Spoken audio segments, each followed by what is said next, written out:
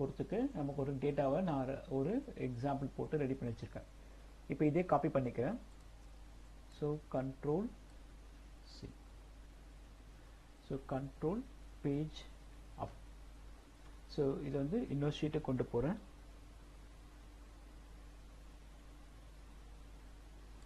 So இங்கே control V கொடுக்குறேன். So இதை அதே போல் ஸ்க்ரீனை வந்து நான் பெருசு பண்ணிக்கிறேன். ஸோ இதுக்கு நேம் கொடுத்துக்கிறேன், ரீநேம். சாரி, delete ஆயிடுச்சு.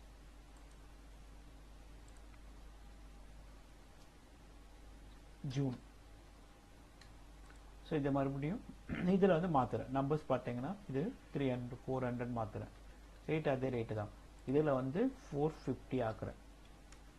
ஸோ இது வந்து 300, இது வந்து 210. டேட்டா வந்து டிஃப்ரெண்ட் டேட்டா வச்சுக்கிறோம். ஓகேங்களா. இப்போ அடுத்ததாக வந்து இது அப்படியே காப்பி பண்ணிக்கிறேன். கண்ட்ரோல் சி, இன்னொரு ஷீட் போகிறோம். So control V. ஸோ இதை நம்ம ஜூம் பண்ணிக்கிறோம். ஓகேங்களா. ஸோ இப்போ இதே டேட்டாவை மறுபடியும் மாற்றுறோம். 450,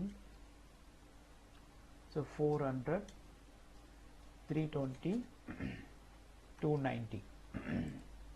ஸோ இப்போ மறுபடியும் இதை ஒரு காப்பி பண்ணிக்கிறேன். இதுக்கு ஷீட் நேம் கொடுத்துக்கிறேன். இப்போ இது வந்து September.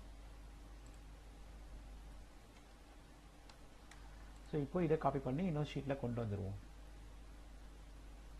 Control C, control V. So இப்போ ஜூம் பண்ணிப்போம். ஸோ இங்கே வந்து நம்பர்ஸ் மாற்றிப்போம். 401, ஸோ 310, 300. ஓகேங்களா.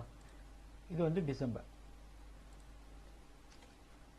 இப்போ இந்த டேட்டாவை வந்து இன்னும் இப்போ அடுத்த ஷீட்டு நம்ம போகணும். அடுத்த ஷீட் போயிட்டு நம்ம என்ன பண்ணணும்னா டேட்டா வேலிடேஷன் போடணும்னா, ஐ மீன் கன்சாலிடேட் பண்ணணும்னா ஸ்ட்ரெயிட்டாக நீங்கள் டேட்டா போங்க. டேட்டாவில் போயிட்டு ஸோ உங்களுக்கு கன்சாலிடேட்டை கிளிக் பண்ணுங்க. இதை கிளிக் பண்ணீங்கன்னா சம்மன் இருக்கும். ரெஃபரன்ஸ் வந்து ஃபர்ஸ்ட் ஷீட்டை போயிட்டு ஆட் பண்ணிக்கோங்க. அதாவது ஃபர்ஸ்ட் ஷீட்டில் போய் டேட்டாவை வந்து ஆட் பண்ணிக்கோங்க. தென் ஆட் கொடுத்துருங்க. ஆட் கொடுத்துட்டு இந்த டேட்டாவை டிலீட் பண்ணிடணும். அப்போது செகண்ட் ஷீட் போகணும். செகண்ட் ஷீட்டில் போயிட்டு இந்த டேட்டாவை செலெக்ஷன் பண்ணிக்கணும். செலெக்ஷன் பண்ணிட்டு ஆட் கொடுத்துருங்க. ஆட் கொடுத்துட்டு இதே போல் அந்த எல்லா டேட்டாவையும் கொண்டு வரணும். தென் அடுத்த ஷீட் போகிறேன். கொண்டு வந்து